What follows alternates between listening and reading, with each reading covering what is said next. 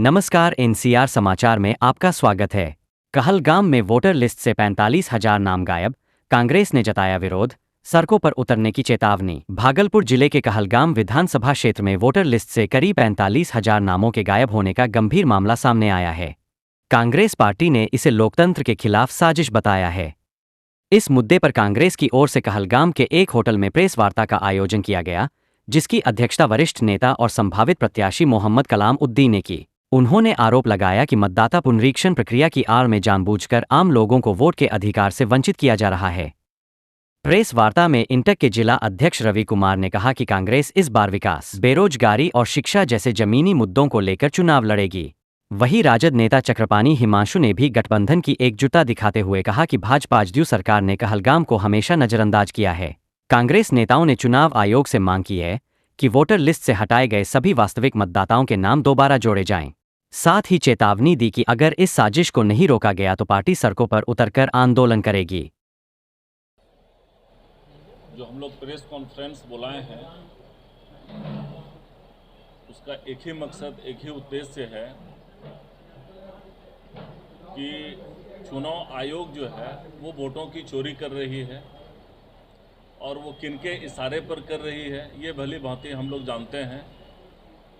हमारे माननीय प्रधानमंत्री श्री नरेंद्र मोदी जी के इशारे पर चुनाव आयोग काम कर रही है, वरना अगर ऐसा नहीं होता तो जैसे एमपी का चुनाव हुआ, सांसद का चुनाव हुआ, तो उस समय भी वो करा सकते थे। लेकिन आज विधानसभा का चुनाव है और इस बीच में वो कराना चाह रहे हैं, तो इसका मतलब है, साफ साफ ये मतलब है कि वो लोगों को, अभी हम लोगों के बिहार में बारिश के वजह से बाढ़ आई है, उसमें त्राहिमाम मचा हुआ है, लेकिन अब लोग अपना पेपर देंगे या फिर अपने घर को बचाएंगे, अपने बाल बच्चे को बचाएंगे, मवेशी को बचाएंगे कि वो अपना पेपर सबमिट करेंगे। अभी कहलगांव विधानसभा की बात अगर मैं करूं तो वहां पर लगभग 40,000 से ज़्यादा लोगों का नाम कट गया है।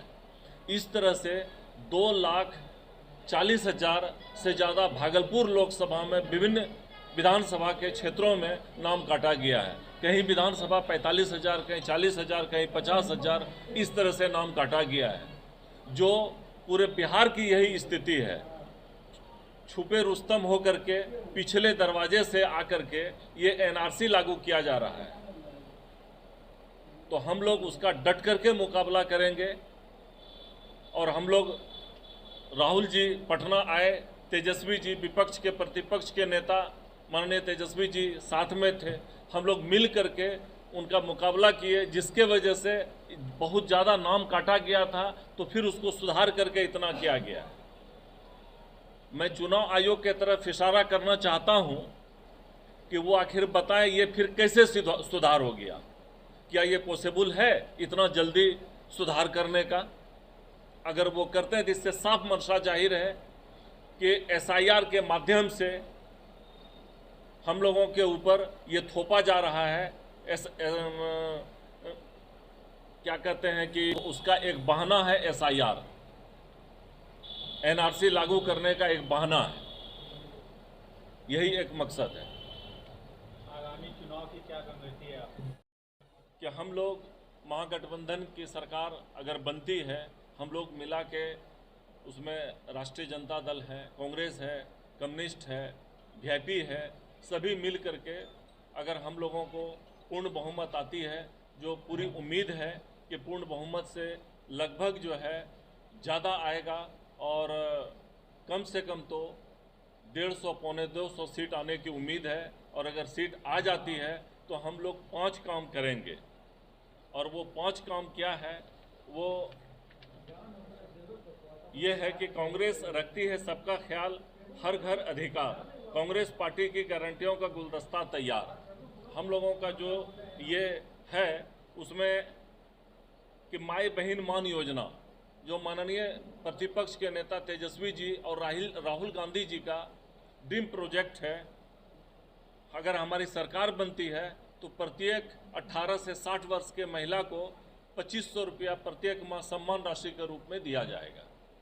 दूसरा है वृद्धा अवस्था पेंशन, पहले के सरकार में बहुत 400 रुपया मिलता था और अभी हम लोग सोचे हैं कि 1500 रुपया किया जाएगा।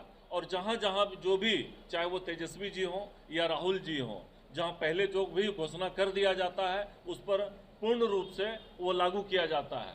वो झूठा वादा प्रधानमंत्री मोदी जी की तरह झूठा वादा नहीं किया जाता है। उसके बाद हर घर 200 यूनिट बिजली फ्री दिया जाएगा अगर महागठबंधन की सरकार बनती है। और हर घर 5 लाख रुपया इलाज के जगह पे जो दिया जाता था, अब 25 लाख रुपया दिया जाएगा मुफ्त में।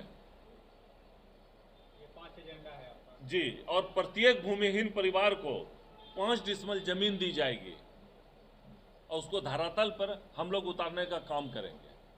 आप कहाँ से चुनाव लड़ेंगे? मैं कहलगांव विधानसभा से चुनाव लड़ने की तैयारी में हूँ। पूरा मैं तैयारी कर रहा हूँ और मैं रजिस्ट्रेशन भी करा दिया हूँ कांग्रेस पार्टी से। मेरा नाम मोहम्मद कलामुद्दीन हुआ। मैं कांग्रेस पार्टी में महासचिव भी था, प्रखंड अध्यक्ष भी था, मैं पूर्व मुखिया भी रह चुका हूँ।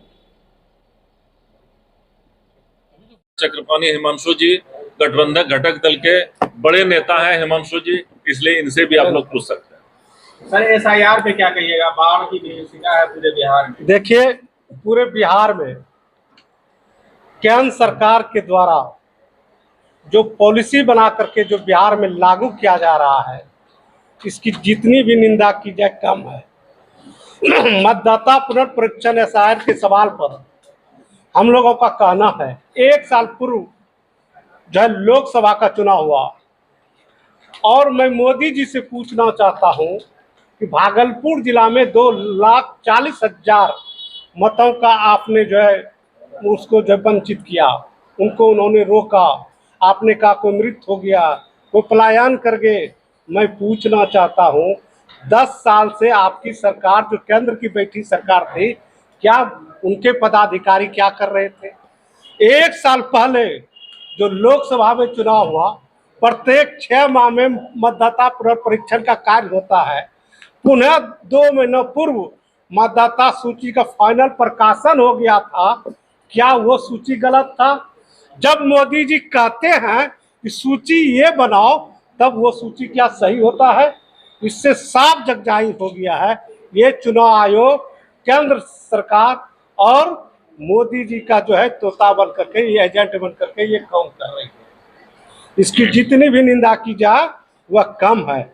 और मैं कहना चाहता हूं, जब ये सरकार 5 साल में सुधार नहीं कर पाई, 1 साल में सुधार नहीं कर पाई, जहां एक तरफ बाढ़ से लोग तबाह है, जहां एक तरफ लोग सुखाड़ से तबाह है, जिससे आम जनजीवन, जो कि बिहार के सैकड़ों नौजवान, किसान, मजदूर, युवा कोई रोजगार करने के लिए, कोई जब मजदूरी करने के लिए, कुछ करने के लिए चले जाते हैं, वो 6 महीनों के बाद में आते हैं।